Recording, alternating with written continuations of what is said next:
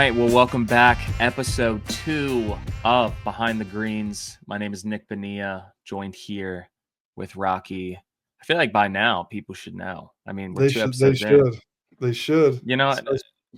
Next episode, I'm not doing the intro with the names. No, leave the names out. They know us by now. We got a special episode tonight. How good was Joe last week? I mean, Joe is a special human being. He'll always be one of my favorite humans.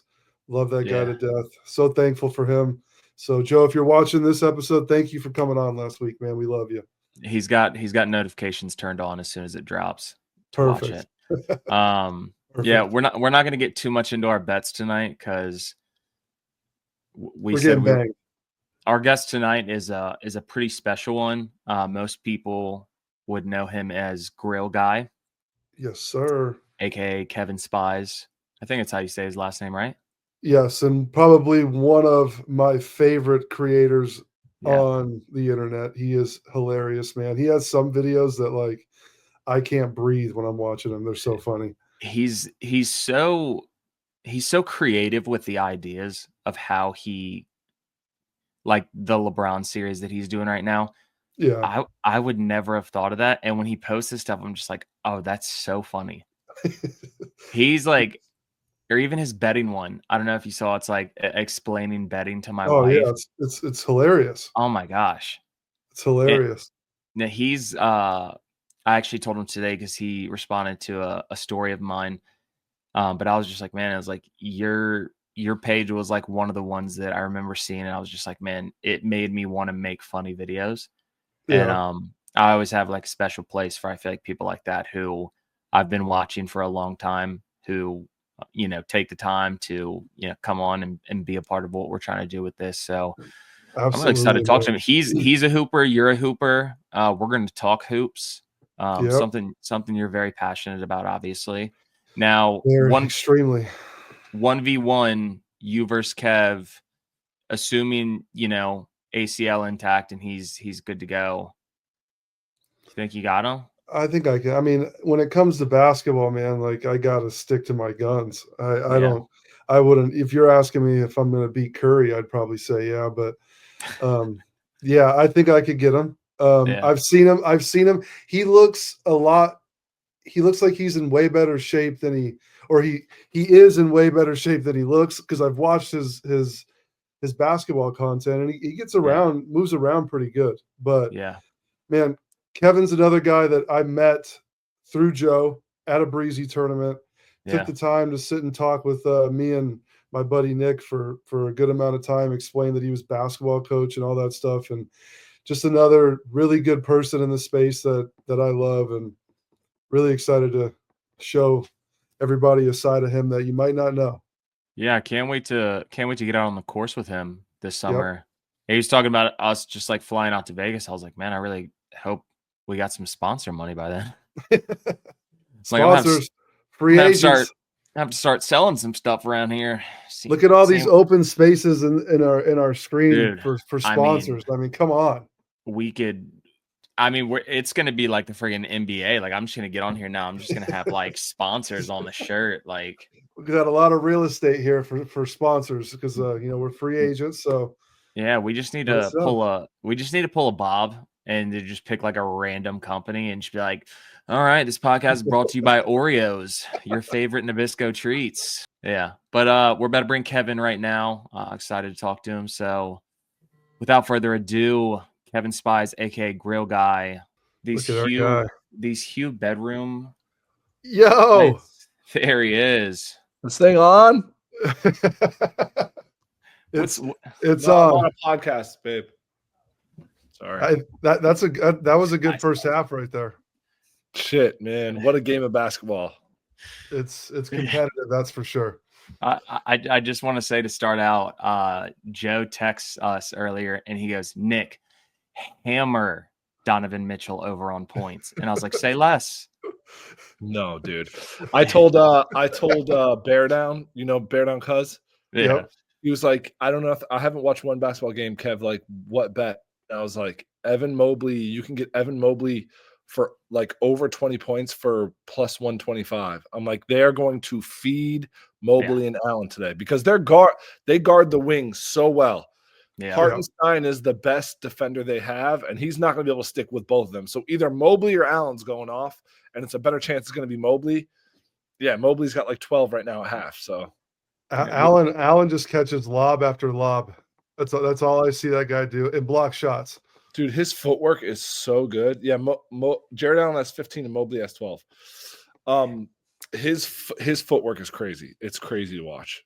I think the Cavs are one of the hardest teams to bet on for me whenever I do player props, because I have no idea who's going to have a night. Like there will be times where I bet on Jared Allen like a game after he just had like a double-double and like 20 points. He does nothing because someone else does something. Yeah, and then he has like 4 points. Then I'm like, and then like tonight, like Donovan Mitchell, which primetime games I usually try and stay away from the stars because I know everyone is hammering them.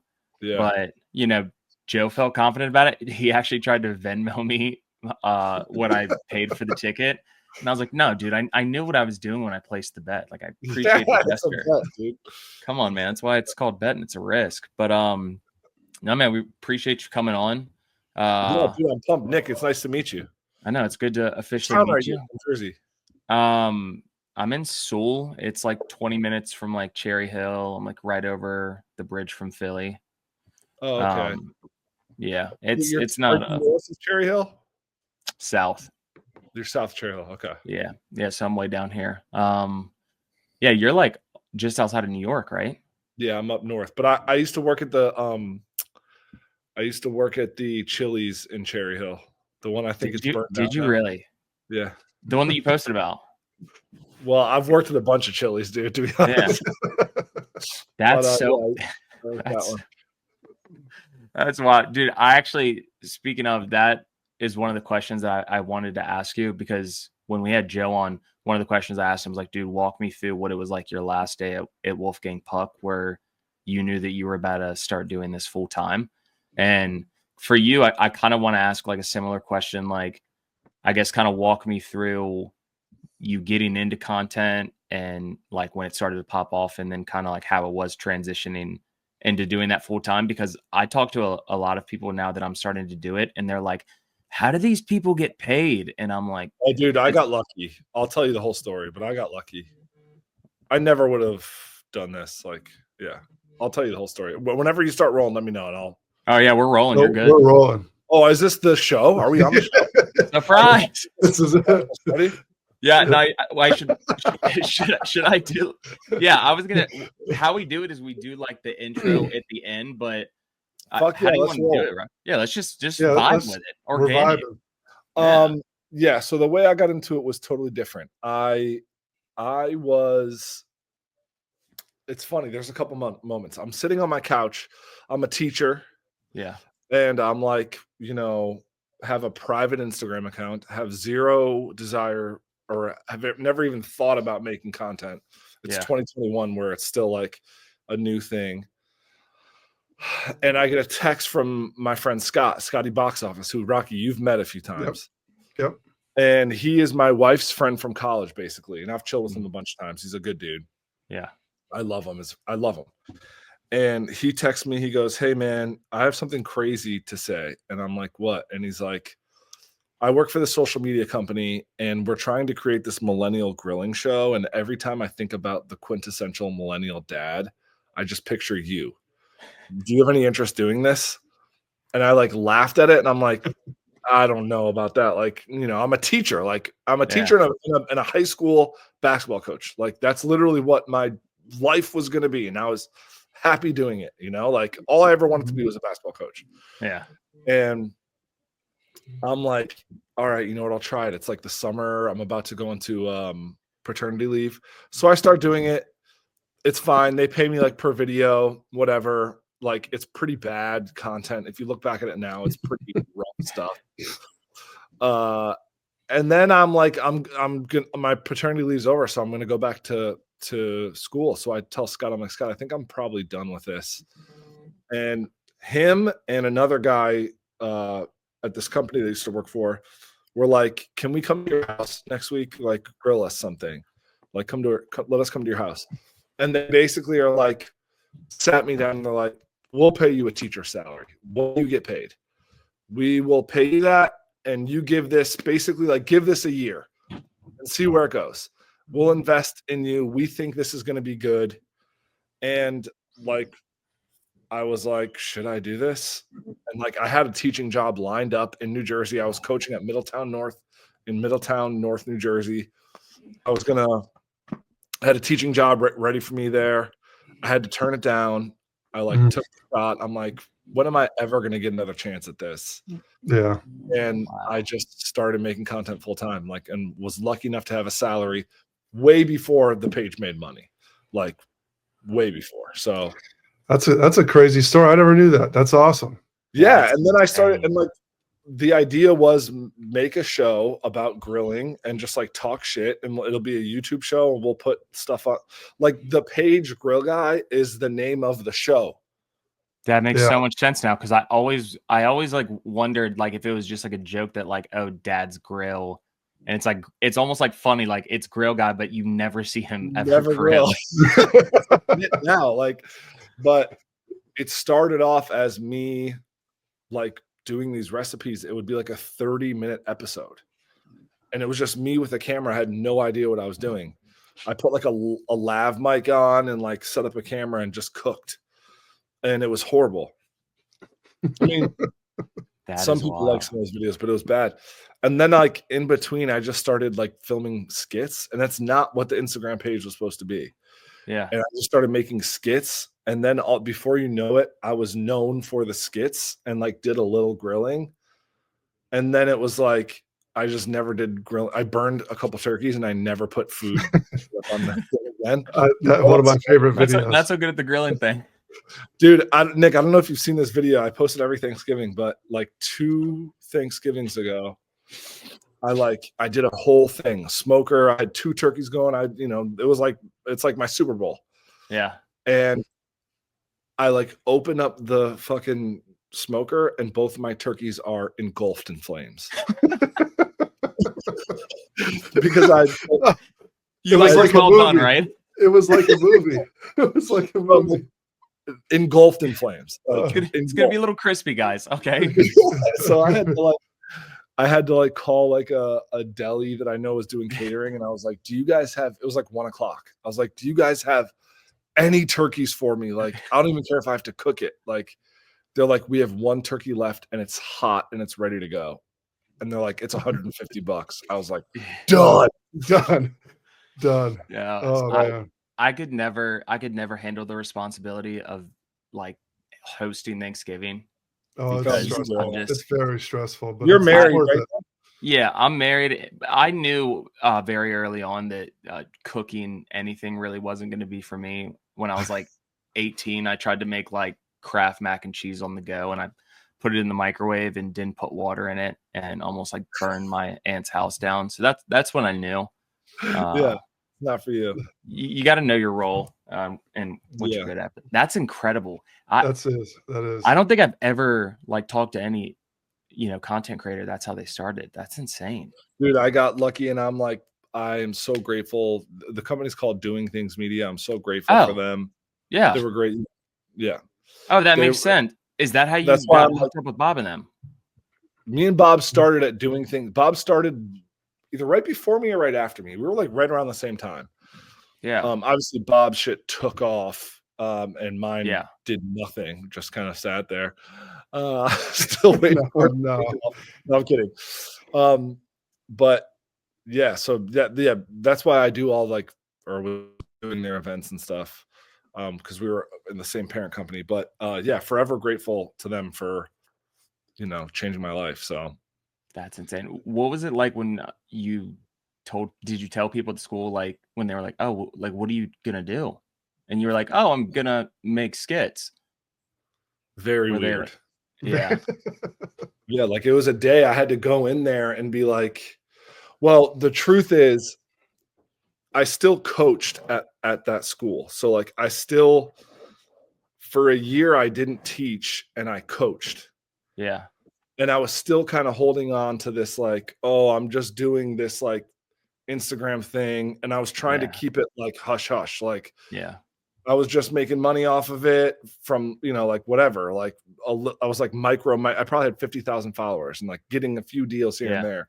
Yeah, it's nothing. It's well, I'm kidding. Aren't you there? Aren't you at 60 now? So you're like, you're at 60, bro. You're good. Yeah, I'm on the back 9. Yeah.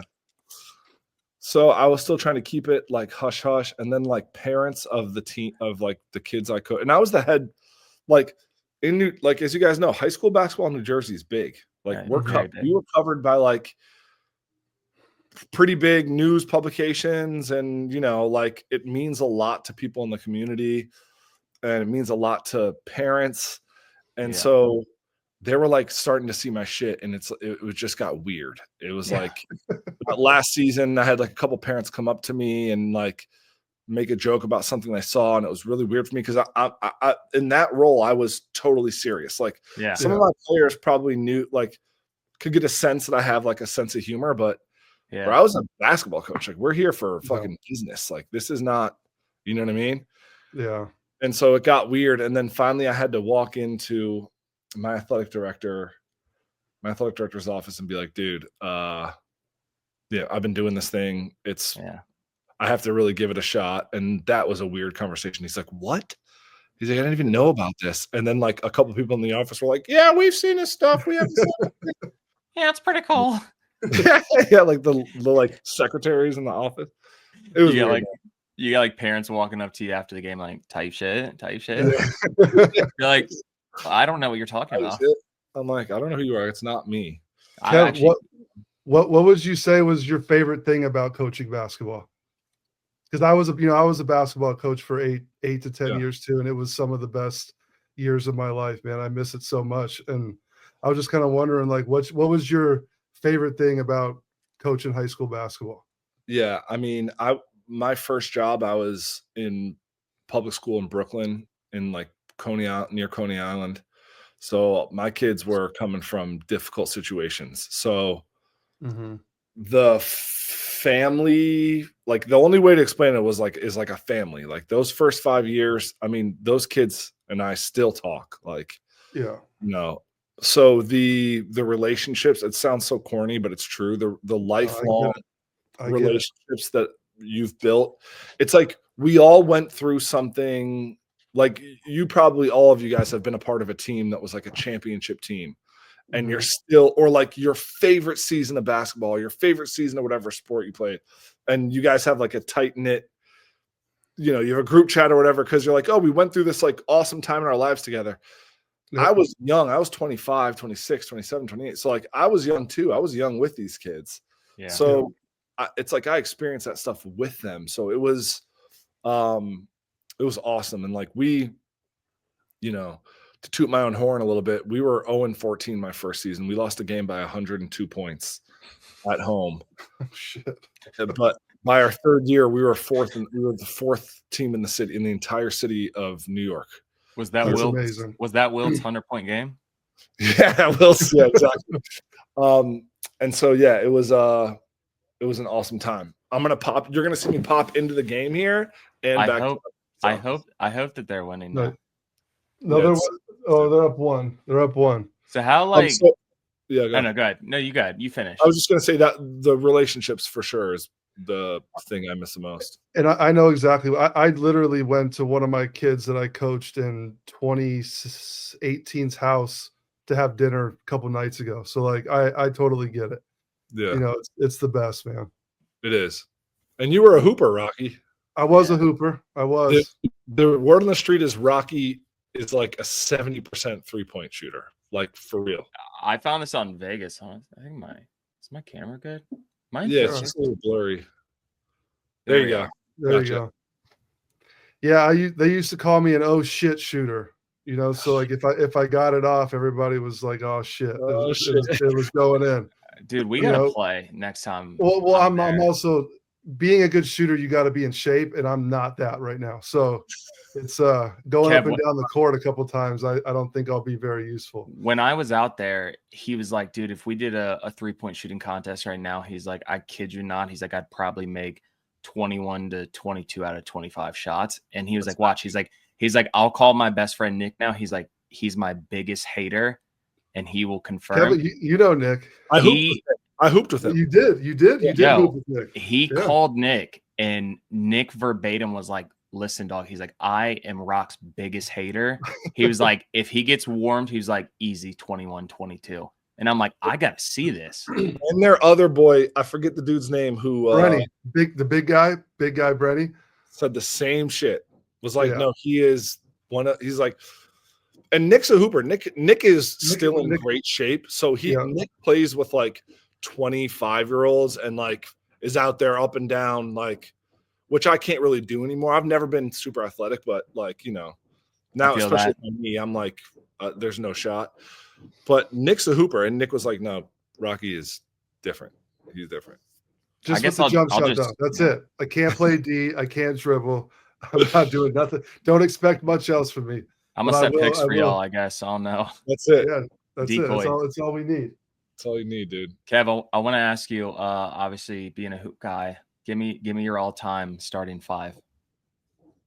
Ooh, greatest of all time, or just like a 1 through 5, who's the best? Like, am I listing the top 5 players of all time, or am I trying to put together a starting 5 of all time, like, you know, with a center and blah, blah, blah, blah. Nick, correct me if I'm wrong. I want to hear like who his favorite top 5 is. Yeah. I want to hear like your favorite top 5. Like, it doesn't necessarily have to make the most sense, but yeah, I guess like, you know, do point guard, shooting guard, you know. This is not the team that I think is the best ever, but I'm going to give you my favorite players. All right. I love that. I love it. At the 4, an absolute animal. Named my son after him. His name is Quincy Acey. Nice pass. Quincy mails it home with authority. But what a setup by Isaiah Thomas. Acey behind his back. Throws it down. And that gets the crowd fired up. 2-on-1. And Acey hammers it home. Similar game, similar bill. Nice feed. Acey throws it down. Great.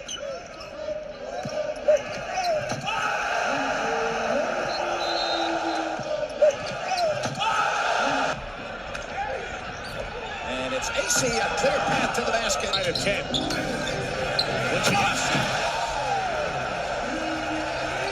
The Cookie Monster brings it. Keep it tight, get close. Acey got fouled.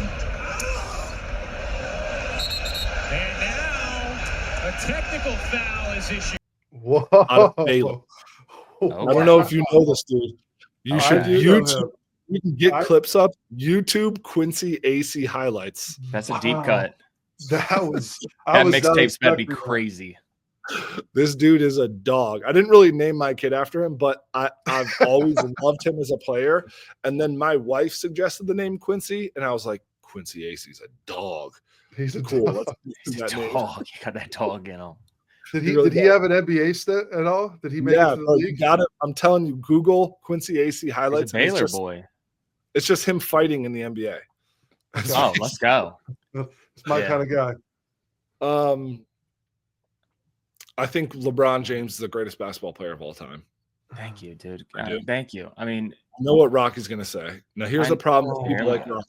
Here's the problem with people. Wait, are you guys sure you want to start this when you're trying to watch this? This could turn into something. Listen. First of all, let him finish his list, then you can go on your yapping. The problem with people like Rocky are they let their personal feelings for the person overlook the utter sheer facts. Yeah. The facts that tell you he's the greatest basketball player of all time. At the 2. So LeBron at the 1. At the 2. I don't get to respond. Not until I'm done on my list. Let him finish the list. All right, fine. At the 2, Michael Jordan, obviously. Yeah. Michael Jordan is, and the truth is, like, if Michael Jordan's your greatest basketball player, fine. Like, my whole thing is, whoever your 1 is, the other is the 2, and if you say something else, then you lose me. Like, to me, it's saying, if Michael is 1, then LeBron's 2. That's it. Like, I would lose you with Kobe at 2. I'm sure you would. But here's the thing, and this is what I don't like about this debate, is that if you're somebody who says Jordan's the greatest of all time, nobody is really aggressively going to fight you on it. If No. you say, "Oh, LeBron's the greatest of all time," people will are Kill you ready to for it. end your friendship. He's They're still like, playing. "How though. could you?" I know. And that's why. Because watch, as soon as LeBron retires, all of the haters. It's the same thing happened with Tom Brady. People go like, "Dude, I mean, we got to start talking. I mean, maybe he is the greatest." It's the fact Yeah. that like people are so removed from watching Jordan. I'm Like- I'm not a stat guy right now. If you look at all the stats, You're not a basketball guy. I'm not. Hey I'm man, not he a just stat, no, he no, had that I'm- dog I in am- him, you know. I am what I watch with my eyes guy, and LeBron has punked out of so many situations that I could not support him anymore. Like, I agree with you, Rocky, that the mental fortitude of Mike and Kobe are cut from the same cloth. And like those are the guys I like. A lot of people even put, like, I saw a list where Kobe wasn't even top 7, top 8, which is crazy. Because I thought when Kobe retired or was getting close to retirement after he won those 2 championships in like 10, 11, whatever it was, I was like, if Kobe's not your second best of all time, you're crazy. Like, to me, I just loved watching that guy play basketball. Like, I would get excited playing basketball. And I'm going to say the same thing that my guy Nick says, Nick Giudice. He should be undoubtedly the number 1 basketball player of all time, no questions asked. But because of himself and the things that he does, it's not. It's not. Yeah, like it shouldn't be a debate at all. It shouldn't be a debate, and it is because give me more than anybody I've ever met in my life. Give me a place where you think he like punked out. See, honestly, this is where leaving Miami. I'm not trying to get you a gotcha. I'm just trying to like. No, you're going to get me on a gotcha because this is my thought process. Okay. The year that they were in the I was a LeBron fan, okay, and the year that they were in the finals when Kyrie and Kevin Love both go down. Remember that? And he was averaging some crazy amount of points, some crazy, like a triple double. And every last 2 minutes of every one of those games, he had opportunities to take over and win, and he did not. And it just drove me up a wall. He didn't. And then he comes out into the press conference, and it's always somebody else's fault when he loses. And it's his fault when they win. It's because of him when they win. And when they lose, it's because the coach or somebody else. It's never his fault. And he's just not a leader to me. I feel like when people come to play with him, they get worse. Okay, that's not true. That's not true. That's not true at all. That is the biggest. Time out. Kevin Love got way worse with them. Kevin Love went from a place where he was a dead fish. He was in Minnesota, a team that lost every game, and he was putting up big stats. He went to LeBron, and now he has a quarter. Okay. It's the quarter shot threes. Listen. Of course, your stats are going to go down when you go from the number 1 player in the entire franchise to the 3rd option. That's going to happen. But Kevin Love opened up a whole nother side of his game when he started playing with LeBron. And LeBron helped open that up for him. LeBron is the best scorer of all time. The stats say it. He has the most points of all time. You can't argue it. I know, but like 8 more seasons. He's not the best scorer of all time. He's also going to be a top. He might end up being the NBA assist leader.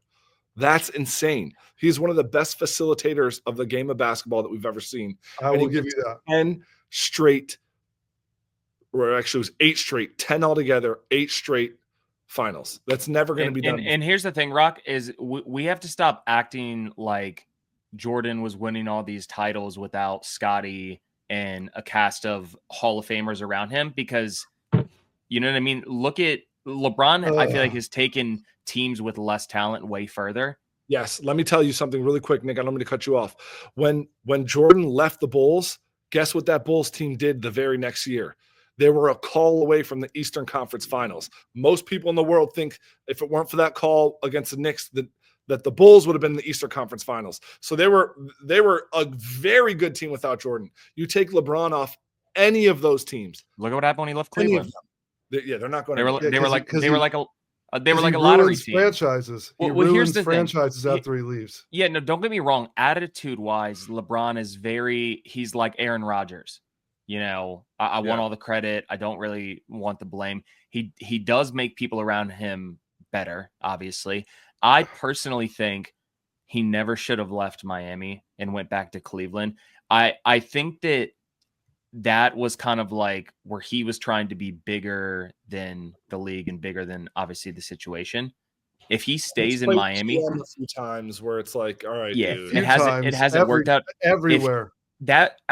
To me, when he left Miami, that would be like, you know, Patrick Mahomes in his current situation being like, I think I'm going to go play for the Cowboys because I'm from Texas and I'm going to try and bring a ship to my hometown. Like, you have it made for you right now.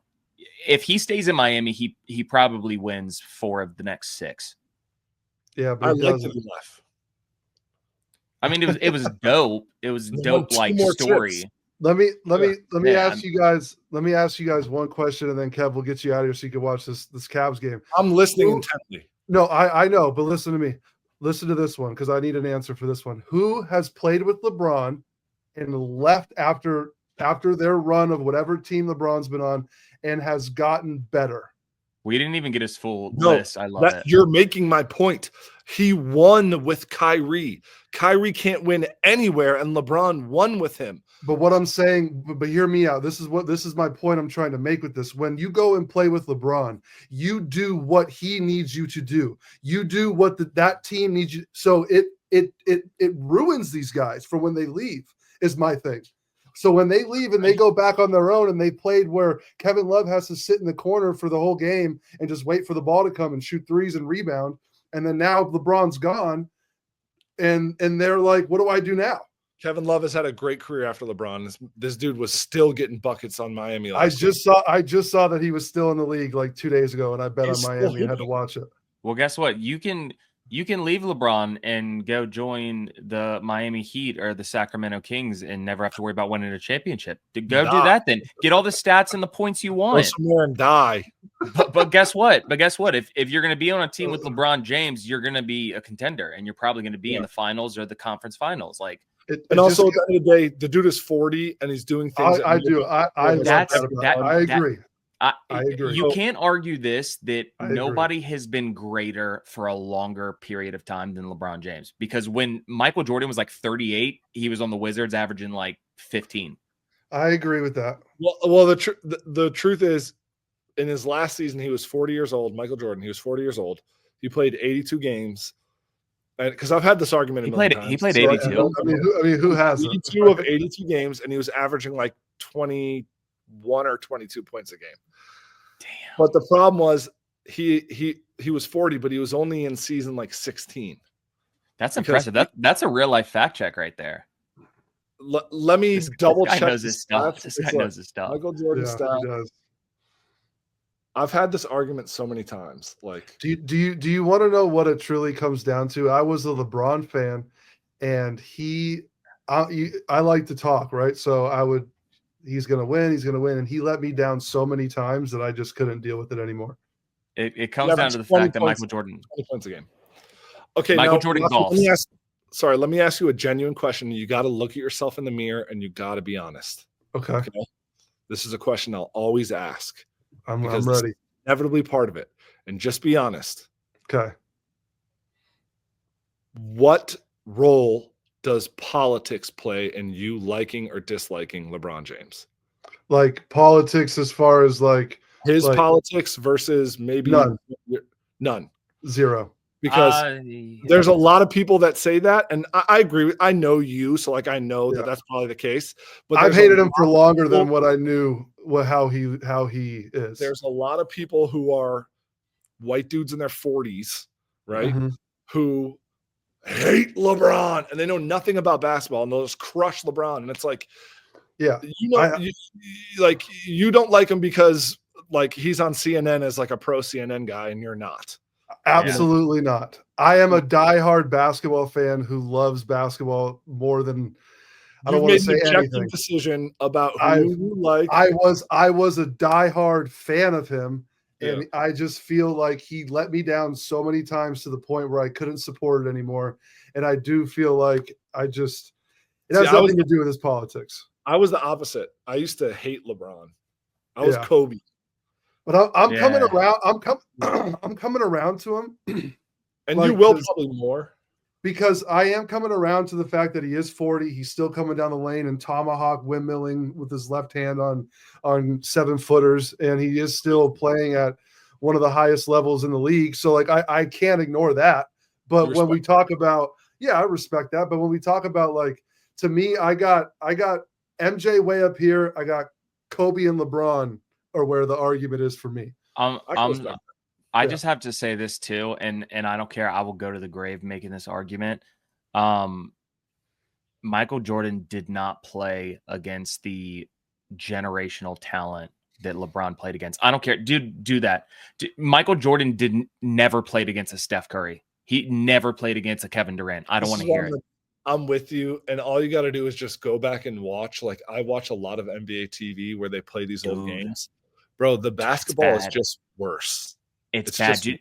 They'd be like Johnson from downtown, and it's like a mid-range jumper that like DeRozan hits like 12 of a night. Like, what are we talking about? There was a trend on TikTok called "We're Done with the 90s," and it was like just full games from the 90s. And these guys, like, just athletically, people are better now. There's just better science and technology. Like there was, I'm sorry, even Larry Bird. Like, Larry Bird's not Steph Curry. We've never seen anything like Steph. Yeah. So, I mean, you put LeBron in the 90s. I don't care what no one says. And this is how I know you don't know basketball, is if we talk about LeBron James, you're just like, oh, LaFlop. I mean, he's just like flopping around. I'm like, okay, you don't know anything about basketball. It's fine. I mean, he does flop. He does. Like, it's strategy. That is part of his personality. I think he does strategy. They do in soccer. Yeah, but it ruined the game. Kev, you know, all the kids are flopping now. I don't know, man. I think all the kids are flopping and pulling from deep. What ruined the game and what is ruining the game are parents of kids who think that their kids are going to go fucking D1 and they're not even high school standards. Load management is ruining the game. Yeah. It's the worst. Look, I wish I could call my boss like Joel Embiid did and say, hey, I'm not working back-to-backs. You'll see me Monday, Wednesday, Friday. I can't give you Tuesday, Thursday. I'm sorry. Can't do back-to-backs. Can you imagine? He's frail. I'm so done with him. I'm good. Are you a Sixers guy, Nick? Yeah. Give the team to Maxey. Dude, they are Maxey. And then they do that thing where they like sign washed stars who are way out of their prime for the name. Dude, Paul George, what was that? Paul George didn't even do anything, and you're paying him for 4 years. Yeah, paying him like 50 plus for 4 years. It's almost like they didn't learn from Harden. Overrated. Yeah, it's sick. Real sick shit. We appreciate you coming on, bro. Yeah, man. So let's get the round on the books. We'll come out to Vegas, I guess. I'm gonna be out there for in July for Summer League. Let's do it, man. Let's get maybe Nick, you come out. We'll fly out together. We'll do a couple rounds, shoot some content. That'd be awesome, bro. That'd be awesome. Forever. You're the man, bro. Thanks again for coming on. Appreciate you. Yo, I love what both of you guys are doing, for real. And so keep doing what you're doing. You guys are awesome dudes, and you're killing it in the content game. So thank you, man. Yeah, keep it up. Always got a fan of me. I appreciate you. We'll see you, man. All right, brother. We'll see you. All right. Later. Love it. I love it. I mean, the funny thing is I've never heard you talk that passionately about golf. But the second we start talking basketball and goats, it's like this guy has just got fire in his eyes. I got fire. Well, that's where my roots are, man. Nah, I feel it. I made this for us. Oh. Do we want to do that for when it's just us, or do we want to keep it with the three? No, that's dope. But that was awesome. It's cool, dude. Very down to earth. I mean, I always love when you meet people and you get a chance to talk with them and chop it up, and they're the same. You feel like they're the same person. You know what I mean? Well, you really get to know another man when you get into LeBron versus MJ talk. Like Oh, you yeah. really get to know each other. And I wasn't expecting that. Just so everybody knows, that wasn't on our question list. You weren't expecting a 2 wasn't versus 1 expecting on that. Yeah. and I got tag team, but it's all right. I felt like I held my Pause. own, and I stand strong on my opinion. It's all good. MJ, We're entitled to our opinions. The funny thing about Bron MJ is I don't know anybody that's like neutral on it. yeah. Everyone's got a heavy side one way or the other. It's just MJ, Kobe, LeBron. I don't think I'll ever be moved off that mountain. Okay. Who do you put at the 4? See, I would personally put Shaq at 4.